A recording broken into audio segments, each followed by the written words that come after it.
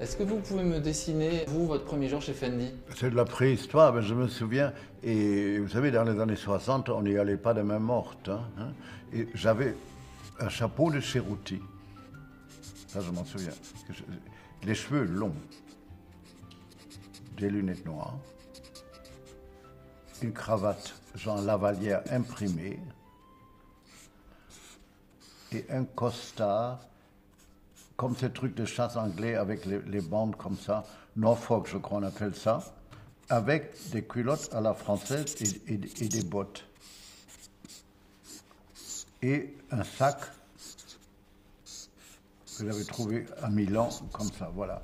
C'est ça. Et c'était dans un vague tweed écossais. Et ça c'est imprimé avec tous les tons de jaune, de rouge et comme ça je m'en souviens très bien. Et voilà, c'est ce genre-là, mauvais genre. C'était quelle année? 65.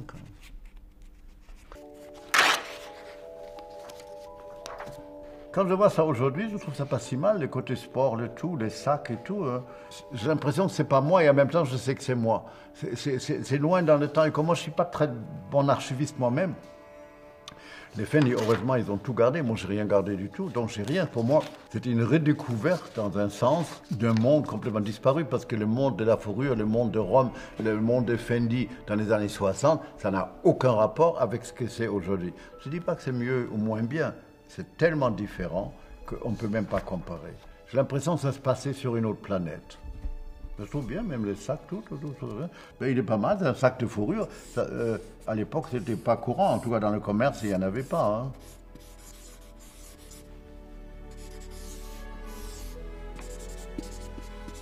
Vous voyez, je dessine heureusement assez vite.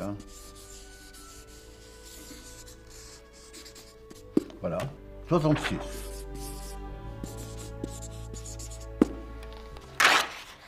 C'est la mode de l'époque parce que la fille, elle a la tête de Twiggy un peu. Mais vous voyez, le modèle était exact, avec la culotte et tout. Ça, c'est le côté très sport. Pour monter à cheval, personne ne monte à cheval comme ça, mais pour l'idée du blouson, je trouvais que c'était bien. Et là, c'est garçon et fille, et même un enfant. Et cet enfant, c'est Sylvia Fendi, qui aujourd'hui est grand-mère. Ça que je trouve absolument incroyable, je ne peux pas croire. On appelait ça unisexe, je déteste ce mot. Comment on appelle ça aujourd'hui? La théorie du genre, non? Non, c'est encore autre chose. Oui, unisexe, c'est un mot horrible. Non? Au fait, vous savez, il faut partir du principe que tout le monde a 2 jambes et 2 bras, et pour le reste, on s'arrange. Je peux dire une chose très prétentieuse, je trouve mes dessins plus modernes que les photos des vêtements. Les photos datent vraiment. Les dessins, si j'étais prétentieux, je dirais que ça date pas tant que ça. J'aime les côtés, vous voyez, immense manteau du soir, très exagéré et tout. Mais à l'époque, on faisait encore de la panthère et tout, toutes ces choses-là ont disparu. Ça, c'est de la zibeline parce que c'est ma fourrure favorite et tout. Pour un énorme bonus. Évidemment, c'est les mannequins et les poses qui datent plus que les modèles. Vous mettez ça sur un garçon et une fille d'aujourd'hui, ça n'aurait pas cette allure-là. Et ça, c'est un classique Fendi. C'est un immense châle géométrique dans une espèce d'astrakan bizarre avec des tout petites bouclettes. Je n'ai plus jamais revu cette fourrure. J'avais les prototypes et puis je l'ai rendu au Fendi parce que c'est vraiment un truc du musée. Et puis ce graphisme, on l'a beaucoup utilisé parce qu'au fait, indirectement, il rappelle les FF que j'avais fait pour Fendi en 3 secondes dans les premières années, tout au début, parce que les Fendi voulaient faire une collection de fourrure mode, ce que vous avez vu là, à une époque où ils faisaient des fourrures très pour des dames sérieuses, des visons, des zibelines, parce qu'en Italie, le premier pas de la réussite sociale dans ces années-là, même si c'est un pays chaud, c'était que le mari achète à sa femme une fourrure. La réussite commençait quand elle pouvait dire « Il marito ha comprato la pelliccia ». Alors ça, c'est une collection, c'est la première fois qu'ils ont montré à Florence, parce qu'à l'époque, la couture et même les prêt-à-porter montraient à Florence. Mais on n'avait pas le droit à plus de 16 modèles. Il fallait faire vraiment un truc qui se tenait, parce qu'en 16 modèles, on ne peut pas dire grand-chose. Et j'avais vu, je ne sais pas où, une espèce de documentation sur des dessins esquimaux. Et on avait imprimé les choses d'esquimaux sur du poulain. Et toute la collection était en poulain. Les vêtements, pas les accessoires et tout.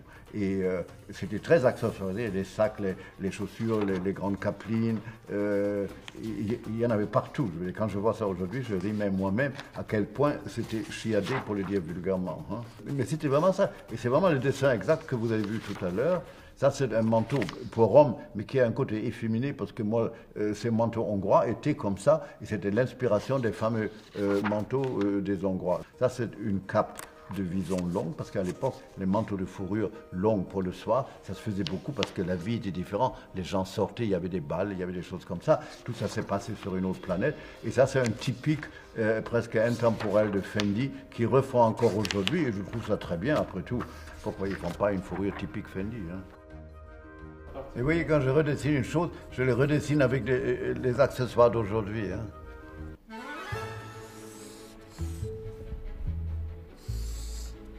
Et après, on a fait une version manteau de ça aussi, mais on ne va pas redessiner tout, hein. Ça, c'est les bandes de fourrure. Mais les bandes de fourrure chez Fendi n'étaient pas travaillées comme chez les fourreurs classiques, mais d'une façon très, très, très, très, très allégée, qui rendait tout ça beaucoup, beaucoup plus moderne. Et cette partie en biais est retournée là, comme ça, et rattrapée de l'autre côté. Vous voyez, voilà, c'est ça. Ça fait que 45 ans ou 44 ans. Dessiner les 5 sœurs Fendi, c'est compliqué.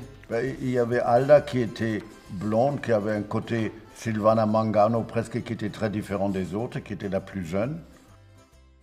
Il y avait la plus brune qui était l'aînée, c'était Paula, comme ça, que j'aimais beaucoup, qui était la grande spécialiste de la fourrure. Ça c'est Alda. Et Carla, elle était un peu, comment dirais-je, le moteur de tout ça, parce qu'elle avait une espèce de don de Pia avant les autres, car elle avait les cheveux très courts comme ça, Carla. Et puis Franca était blonde, mais elle était plus effacée, et elle était moins dans le cou, elle s'occupait plus des accessoires et des choses comme ça, elle était plus effacée. Et puis il y a Anna qui était tout bouclée avec un petit nez retroussé, comme ça. Vous passiez beaucoup de temps chez Fendi? Je passe beaucoup de temps chez moi à préparer le truc, après un truc, je passe peu de temps. Dans le temps, on passait plus de temps parce qu'aujourd'hui, on peut envoyer les dessins par téléphone et comme ça.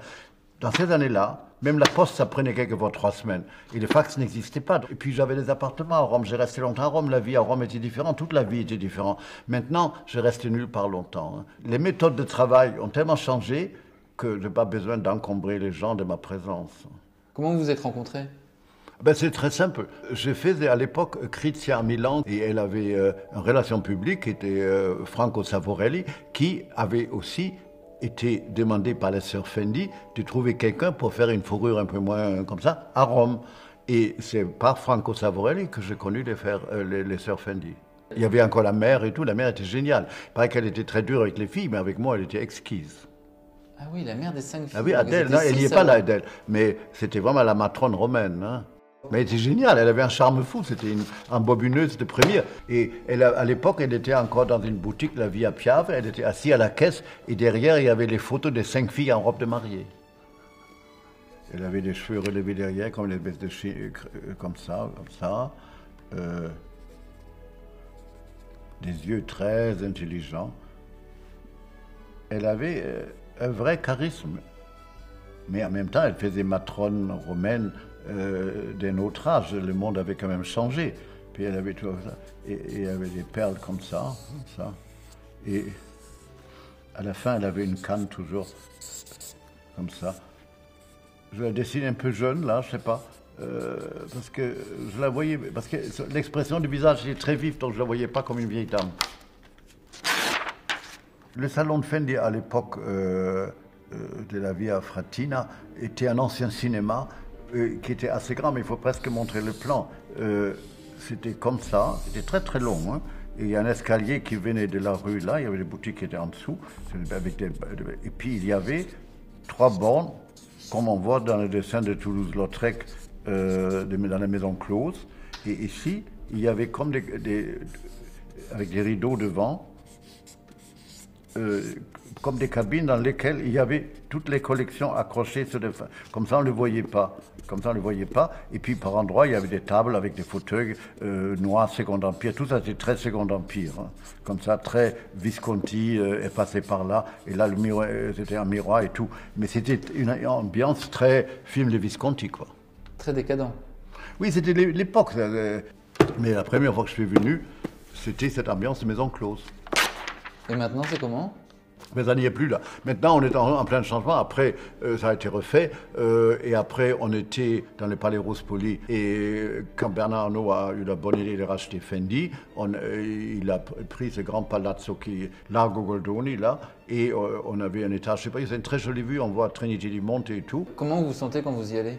Ça m'est tellement naturel. Et j'ai tellement l'habitude que ça ne change pas. Je débranche Paris, ce que j'ai fait ailleurs, et je me branche sur ce que je fais là. Hein.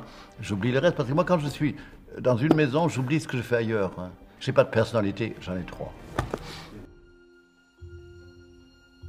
Alors cette page-là, elle me fait rire, on dirait un faire-part. Hein. Alors, qu'est-ce que c'est? Je leur donne les indications qu'il fallait y aller à fond, qu'il fallait exagérer les volumes, qu'il fallait agressive, et que la fourrure était l'armature de la femme de cette époque. Et j'avais rajouté une photo d'une armature pour dire qu'il faut s'inspirer de cette façon de travailler ça, mais au lieu d'être en fer, je ne sais pas ce que c'est l'acier, les armures, il fallait les faire en fourrure. Et ça n'a plus aucun rapport avec ça. Mais vous voyez, une fois retravaillé, ça donnait quand même des choses assez surprenantes, ce qui est souvent un point de départ d'une idée, n'a plus rien à voir avec ce que ça devient à l'arrivée. Et ça, c'est encore autre chose. Ce truc-là, vous voyez, c'est vraiment réalisé exact. Là, elle a les bras tombants et pas comme ça. J'avais vu une photo d'avion de rizière. Et au fait, c'est ça que je fais reproduire en fourrure. C'est-à-dire les côtés clairs, c'est la partie cuir. Et ça, c'est la côté fourrure de la même peau. Comme ça, j'avais fait de droit à l'envers mélangé. Au fait, c'est ça. Pour l'époque, c'était nouveau. Vous savez, la fourrure, elle était très ringarde, classique. Donc, les Fendi ont vraiment cru à ça et ont cassé les codes de la fourrure traditionnelle bourgeoise comme un investissement. C'était traité comme une folie. On ne pensait pas au prix. Vous voyez, le thème chasse et cheval, ça revient toujours avec un pantalon de cheval beaucoup plus constructiviste. Et ça, c'est quand on a commencé à faire les choses en 3 dimensions. C'est inspiré d'un vieux coussin que j'avais chez moi, qui était au fait déchiré. Au fait, c'est la déchirure et le côté abîmé qui a donné l'idée pour une chose nouvelle. C'est ça qui est marrant. Hein. Vous voyez, c'est ça une fois réalisé. Et ça était vraiment en 3 dimensions, ce qui est nouveau. Ça, à vrai dire, j'avais oublié. On ne pourrait pas faire ça aujourd'hui. Ça serait politiquement pas correct de faire des femmes de ménage de grand luxe où les tenues sont... Ça n'est politiquement plus correct. Ce logo, je ne sais pas si on s'en est servi après encore, je n'en sais rien, moi. Hein. Vous savez, moi, une fois les trucs faits, je ne les suis pas vraiment. Hein.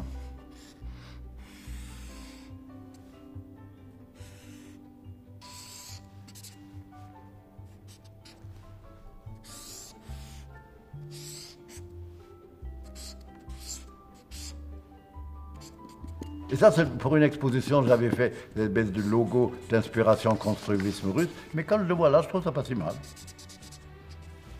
C'était vaguement comme ça.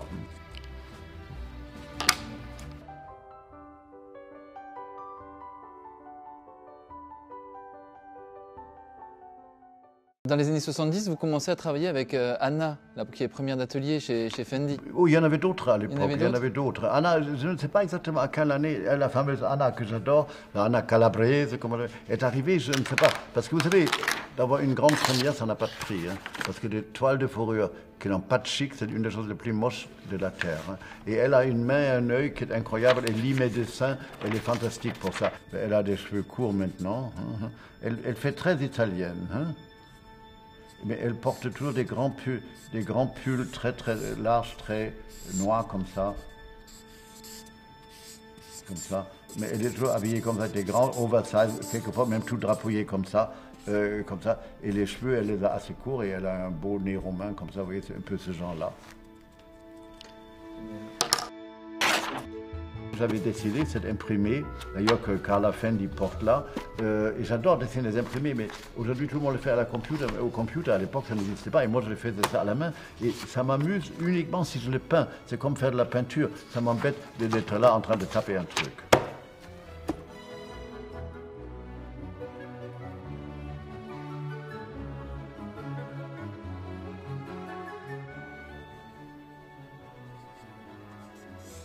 C'est l'énorme nœud en satin matelassé qui passait dans une immense boutonnière là. Ça, je m'en souviens très bien, comme ça. Puis c'est cette époque-là, avec les épaules assez exagérées, resserrées vers le bas.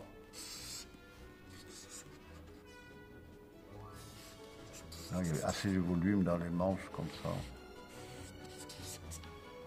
Et de mouvements de vagues dans les fourrures, dans les peaux. Et ce qui était important, c'est d'avoir le côté justement flashy du satin rouge matelassé assorti au rouge à lèvres de l'époque, parce qu'on faisait ça. Et pour les années 80, c'est pas mal, c'est ça la mode des années 80 finalement. Sur le coup, quand on vous demande ce que c'est la mode, c'est pas, mais 30 ans après, ça se décante. Donc à l'époque, j'avais déjà, mais les cheveux étaient encore très foncés, il y avait peu de poils blancs, comme ça, les lunettes noires, et les cheveux comme ça, les catogan, que je l'ai depuis 1976. Hein.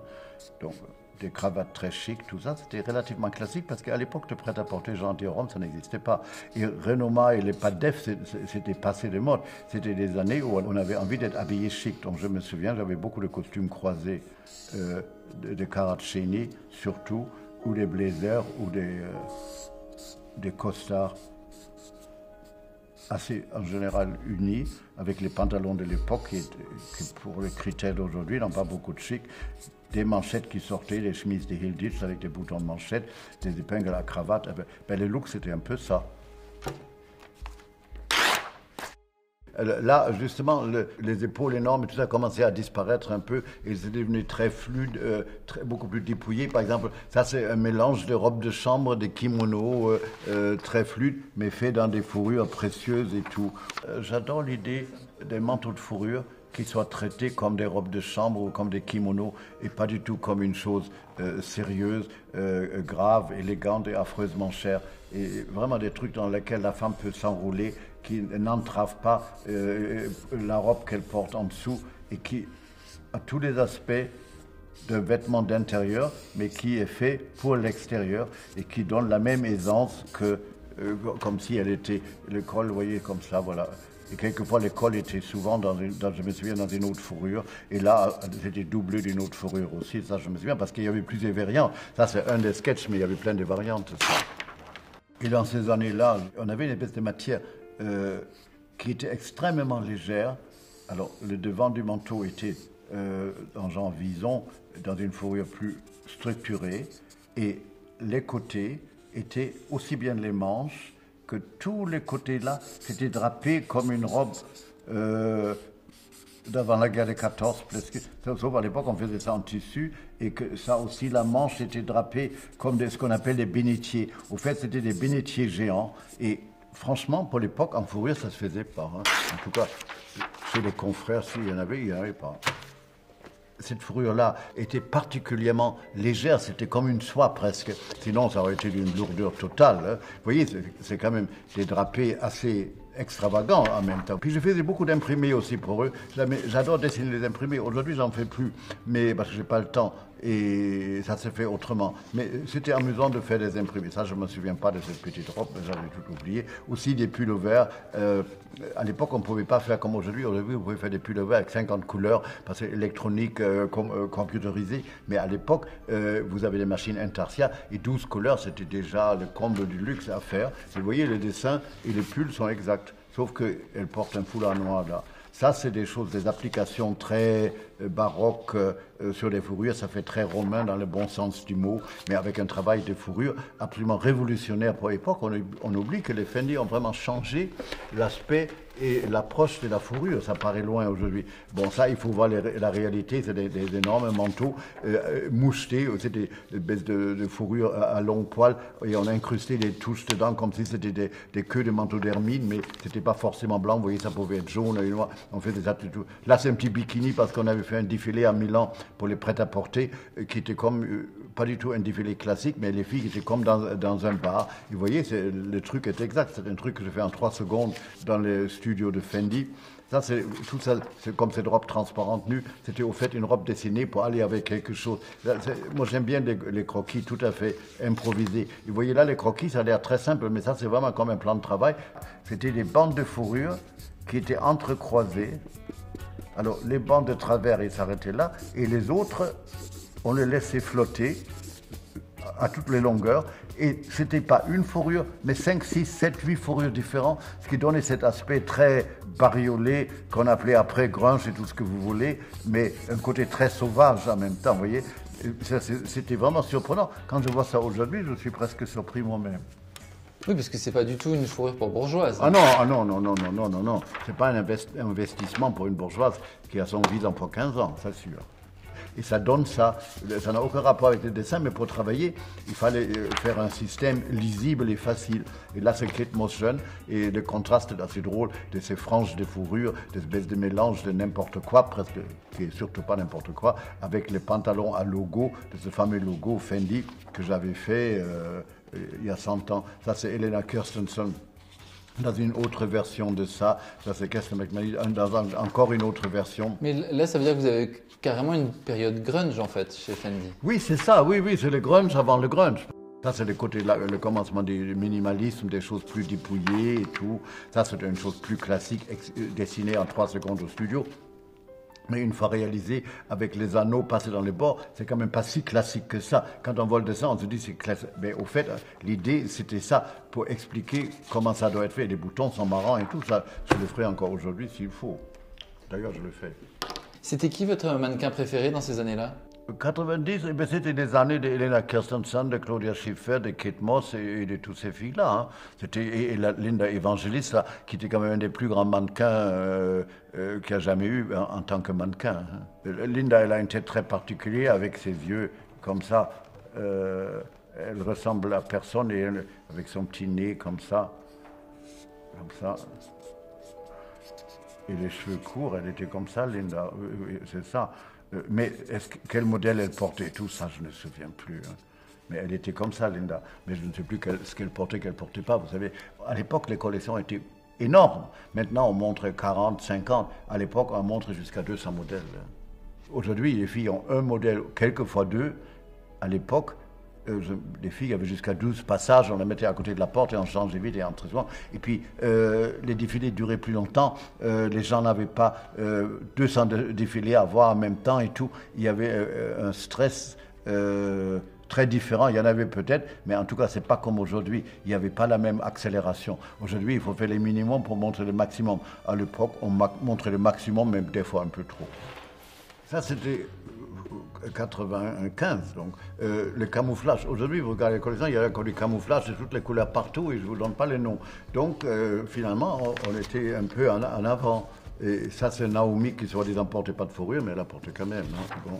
Ça, c'est des formes différentes pour les manteaux à faire. Dans tout. Ça, c'est une façon de laquer l'envers du manteau. Tout ça, c'est plutôt des explications techniques pour des coupes et des détails et de faire des patchwork de fourrure où les envers sont colorés de façon différente et des couleurs différentes qui étaient faites sur l'envers qui normalement n'est pas de cette couleur-là. Et puis une partie, c'est des parties fourrure. Ça, c'est tout. Ça, c'est des explications techniques. Vous voyez, ça, c'est un manteau avec des incrustations très compliquées.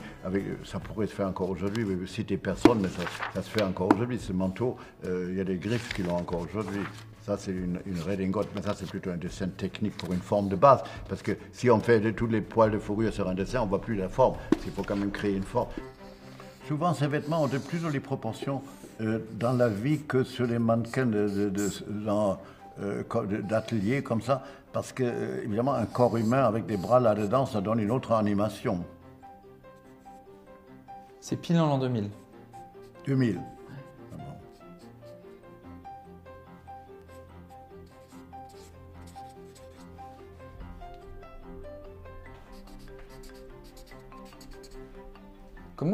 tenez au courant des innovations de techniques de fourrure? Il suffit d'y penser. Hein. Je sais pas, ça vous passe par la tête, vous avez une idée absurde et vous essayez de la réaliser. Et pour ça, le Sœur Fendi était unique, parce qu'elle est allée à fond, parce que c'était pas du tout évident, c'était pas du tout gagné. Hein. Parce que franchement, la fourrure, les gens ne la voyaient pas forcément comme ça. Hein. Et aussi bariolée, aussi coupée en morceaux, aussi maltraitée, si j'ose dire. Hein. Sans respect, parce qu'il y avait une espèce de respect pour ça. Et tout le monde sait qu'en création, le respect, ça tue. Vous voyez, le vêtement, c'était à peu près ça, avec le col, avec le point là. Mais il y avait quand même beaucoup de couleurs. Il y avait une espèce de rose fuchsia là. Et là aussi, ça reprenait là. Mais c'était entouré de bleu, d'une espèce de bleu, je crois, si je me souviens, mais ça tirait sur le violet. Hein. Voilà. Puis il y avait des trucs un peu jaunes, orangés, comme ça, là, comme ça. Et dans ces parties-là aussi, mais il y avait en même temps d'autres couleurs. Et puis il y avait un bleu très vif pour les pois qui était ici, que j'ai fait en noir, mais en fait c'était bleu, et les mêmes pois se retrouvaient sur le col, comme ça, voilà. Vous voyez, c'est un peu l'aspect que ça donnait. Il y a 15 ans. Comme ça se fait encore ailleurs, je suis ravi. Ça, c'est un manteau que j'aimerais refaire aujourd'hui. J'avais adoré ce truc, je ne sais pas pourquoi, j'avais adoré ça. Je ne sais même pas comment m'était venue l'idée. Ça, c'était joli comme technique parce qu'au fait, c'est des applications de bande de vernis sur un cuir. Et ça, c'est une espèce de colle sauvage, complètement asymétrique, comme déchiré, presque, j'aime assez ça. Et pour un grand manteau comme ça, et je dis, le manteau est exact. Ça, c'est une robe à moitié détruite et à moitié structurée. Vous voyez, les broderies d'inspiration de je ne sais plus quoi, avec des tissus très étranges. Vous voyez, là, en photo, ça donne ça, c'est pas la même chose. Et voilà. Vous pouvez me dessiner Karl Lagerfeld en 2000? Donc, il y a toujours la même coiffure. Comme ça, mais c'était devenu blanc entre-temps. Hein. Les cols étaient montés très haut, comme ils sont toujours. Hein. Et c'était les trucs de Dior, des costumes assez serrés, avec des pantalons serrés aussi. Vous voyez, c'était ça. Hein. Et tout est en général noir, comme ça. Voilà. C'était serré à moi dans les matières assez dures, exprès comme ça, vous voyez, c'était ça le look. Et toujours les lunettes noires, vous voyez, c'est ça le look. Hein. Voilà. Il y a eu le défilé sur la muraille de Chine en 2000. Alors, le mur de Chine, mais ça c'était pas, ça c'est autre chose. Jamais eu si froid de ma vie. Mais ça c'est une chose unique qu'on ne refera jamais, ça. Hein. Et ça c'était magique. Vous pouvez redessiner la muraille de Chine un peu ou pas? La muraille de Chine, c'est 6000 km, mon vieux. C'est un peu difficile. Vous savez, le mur de Chine, c'est toujours une espèce de pavillon, une descente, un autre pavillon, une autre descente. C'est comme ça, c'est comme des runways, presque c'est ça. Et les montagnes derrière, c'est extraordinaire. C'est d'une beauté rare. Mais qu'est-ce qui faisait froid là-dedans? À un moment donné, quand ça a été racheté, j'avais presque envie de partir, c'était tellement confus, mais Bernard Arnault a gentiment insisté pour que je reste, et finalement j'ai bien fait. Mais les premières années, de restructurer tout ça, c'était pas facile. Et il a injecté quand même beaucoup d'argent, et c'était d'abord Michael Burke et maintenant Pietro Baccheri qui a vraiment fait de ça une grosse affaire qu'une famille, si elle n'est pas structurée pour faire des affaires, ne peut pas faire. Aujourd'hui, si on veut faire une affaire mondiale, il faut que ça fasse partie d'un grand groupe. L'artisanal en chambre, c'est charmant, mais à un moment donné, les échelles ont changé. Il apporte quoi à Fendi, Pietro Beccari? D'abord, il est italien, c'est peut-être plus facile. Son énergie, son enthousiasme, et son culot pour aller de l'avant. Pas si mal. Hein? C'est tuant parce qu'il passe sa vie dans les avions, il court le monde et tout. Non, là, il a trouvé un bon Bernard Arnault. Et ça, c'est parce que le prêt-à-porter est devenu de plus en plus important. C'est une robe toute en espèce de plastique cellophane. Et c'est vraiment le dessin exact, je ne peux pas dire autrement. Et voilà la robe en réalité sur Raquel, photographiée par moi quelque part dans les midis. Et ça, c'est des effets géométriques découpés, des applications sur les robes. J'ai toujours été fasciné par les coquillages parce que je trouve que la nature est un très très très bon design, elle fait des choses étonnantes et je m'étais inspiré pour travailler la fourrure de cette espèce d'étrange coquillage que j'avoue je n'avais jamais vu, mais directement tel que, évidemment c'est pas transposable, il faut interpréter ça, mais l'idée est un point de départ, même si à l'arrivée ça devient autre chose. Mais ça, c'est pas grave, ça. Ce que j'aime, c'est la façon comme ça tombe, là, comme ça, comme ça, comme ça, comme ça. Et toutes ces bandes de fourrure qui étaient travaillées d'une façon un peu irrégulière, comme ça. Les devants étaient comme ça. La manche, ça reprenait les mêmes mouvements comme ça, et ça remontait. Et tout ça, vous voyez, c'était très inspiré du coquillage, tout en n'ayant aucun rapport avec un coquillage. Et la matière est tellement opposée que c'était vraiment drôle de le faire comme ça. De prendre un coquillage pour faire, qui est une chose dure, pour faire un manteau de fourrure qui est une chose extrêmement douce. Mais c'est ça qui est amusant, c'est ça qui est drôle, vous voyez, comme ça. Je ne sais plus quelle couleur il était, voilà, voilà, c'est ça. Ça n'a aucun rapport, mais c'est quand même ça. Il faut le regarder autrement. Si vous le voyez comme ça, vous ne voyez pas un col. Mais moi, je vois un col. C'est ça qui est drôle, c'est ça que j'aime dans mon métier. Les idées viennent comme vous les regardez, les choses. Vous voyez, ça c'est une fois fait en fourrure, ça n'a plus aucun rapport, mais les points de départ fait qu'il fallait bien quelque chose pour les points de départ. Et ce qu'on ne voit pas avec tous les poils, le travail en dessous, il est comme ça. Ça se voit encore un peu dans le dessin. Après, dans les poils, on le voit moins, mais on ne doit pas le voir non plus. Ça, c'est pas très grave. Vous voyez, ça, c'est la même chose de dos. C'est recouvert d'or, je crois, non? Oui, oui, oui. Ah, oui, oui. Ça, c'est un rêve que j'avais depuis longtemps, mais qui n'était pas réalisable avant, de tremper les bouts des poils dans de l'or. J'adore ça, je trouve. Ça, c'est des lignes plus dépouillées, plus chasubles, vous voyez, parce que les épaules devenaient plus étroites. C'est un look un peu avec les paddings extérieurs et tout. Et ça, c'est une chose un peu sauvage, avec des peaux qui sont faites comme si elles étaient prises directement dans le stock de fourrure et collées n'importe comment, une espèce d'E.T., mais ça va en même temps avec une mode structurée, parce que les prêt-à-porter étaient assez structurés. Mais c'est amusant de mélanger avec des fourrures plus sauvages pour que tout ça s'embourgeoise pas trop, parce que même les bourgeoises ne veulent plus avoir l'air de bourgeoises aujourd'hui. Et alors ça, c'est une robe très travaillée en lingerie. Je ne sais plus d'où vient l'idée, mais vous voyez, c'est la robe exacte. En réalité, elle était plus large. En marchant, ça s'aplatit, mais elle était large comme le dessin. Ça, c'est un mouvement très entortillé. Quand on le voit fait après, on a du mal à voir le dessin, mais il faut faire le dessin comme ça pour pouvoir construire ça. Et finalement, à la fin de la collection, elle n'a plus la même ceinture. J'avais dessiné cette ceinture à basse pour mettre à la place. Mais ça, c'est le point de départ. Mais une collection, ça évolue. Les dessins, en général, ne changent pas. Là, il n'y a que l'accessoire qui a changé. Ça, c'était des éclats comme des éclairs ou du feu de forêt dans la fourrure ou des tranches d'oiseaux exotiques qui n'existent pas d'ailleurs. Parce qu'entre la fourrure et la plume, pour moi, vous voyez, il n'y a pas grand-chose. On ne sait pas si c'est de la fourrure ou si c'est de la plume, mais c'est le travail d'atelier qui est incroyable dans ça. Et j'aime bien aussi les robes qu'on garnit de fourrure et tout. Par exemple, elle est là, mais après, on lui a mis une ceinture. Le premier dessin n'avait pas de ceinture. Mais ça, on le fait à l'essayage. Sinon, vous voyez, on a mis la ceinture.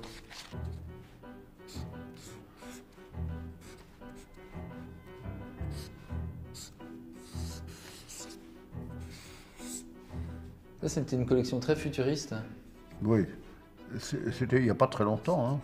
Ça a été présenté à Milan en octobre 13 pour l'été 14. Je ne peux pas vous dire d'où me vient l'idée. Moi, je ne me rappelle pas après. Ou quelquefois, ça vient aussi tout seul, que ça vient de nulle part. Hein.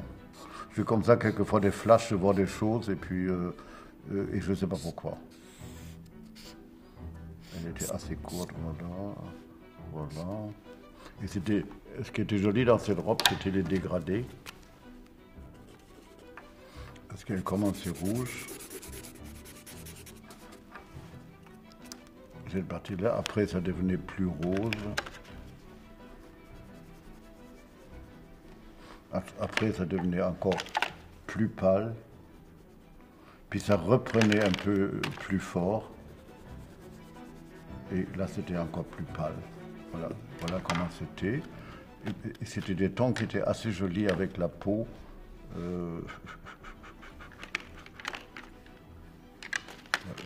Voilà.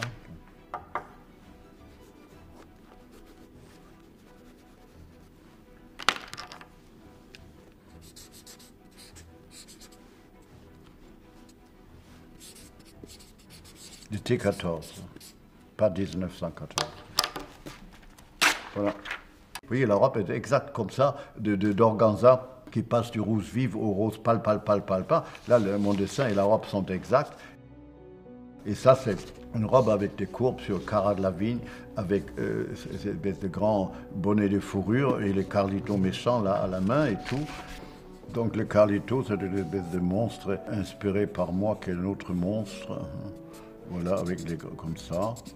Et puis il y a ce grand col avec une espèce de cravate noire.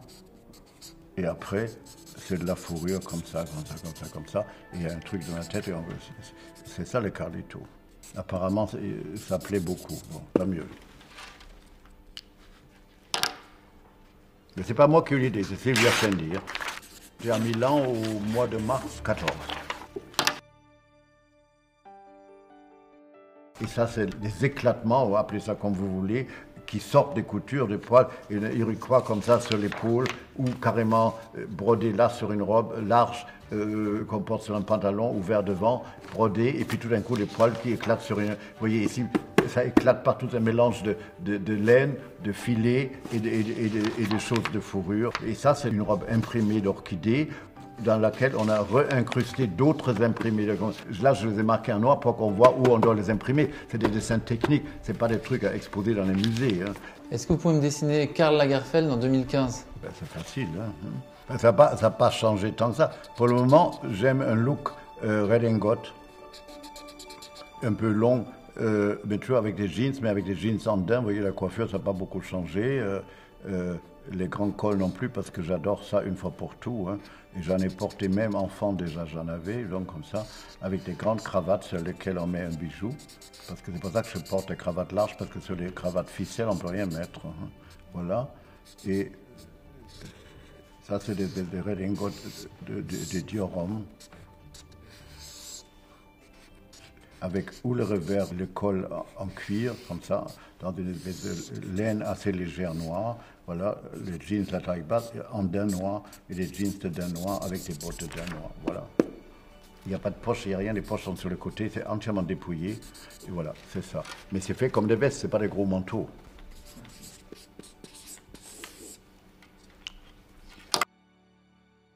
Et puis maintenant, ça va encore changer, puisque le studio et toutes les opérations Fendi vont donc être l'immense Palazzo della Civiltà, le fameux bâtiment de l'époque 1939, mais qui au fait est inspiré par le tableau de De Chirico de 1912. Ce bâtiment, il est tellement connu que, vous voyez, ça a toutes ces arcades. En bas, il y a les statues dedans, comme ça, et après, ce ne sont que des arcades. Hein. Mais c'est très très beau et les matériaux, c'est magnifique. C'est presque un peu trop, mais bon, hein, il faut voir les choses en grand. Hein.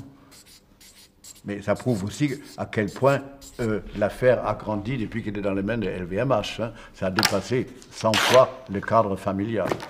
Et est-ce que vous avez déjà commencé à dessiner le prochain défilé Fendi? Évidemment, c'est dans même pas un mois. Est-ce que vous pouvez me dessiner quelque chose du prochain défilé? On ne fait jamais d'avance. Vous pensez quoi de ces 50 ans chez Fendi? Vous en êtes fier? Écoutez, les gens en parlent, moi, j'y pense pas. Moi c'est aujourd'hui, demain et peut-être après-demain. Mais moi, c'est l'histoire, cette folie du passé et des souvenirs. Non, mais c'est quand même extraordinaire de faire 50 ans. Oui, mais l'extraordinaire, moi, je ne suis pas une attraction de voix, je ne suis pas la femme à barbe. Hein. Ceci dit, pour le record de Guinness, il n'y a personne qui a fait ça dans la vie. Personne n'a eu un contrat qu'il avait pendant 50 ans. Ça n'existe pas. Mais je n'ai pas envie d'insister là-dessus. Voilà. Merci.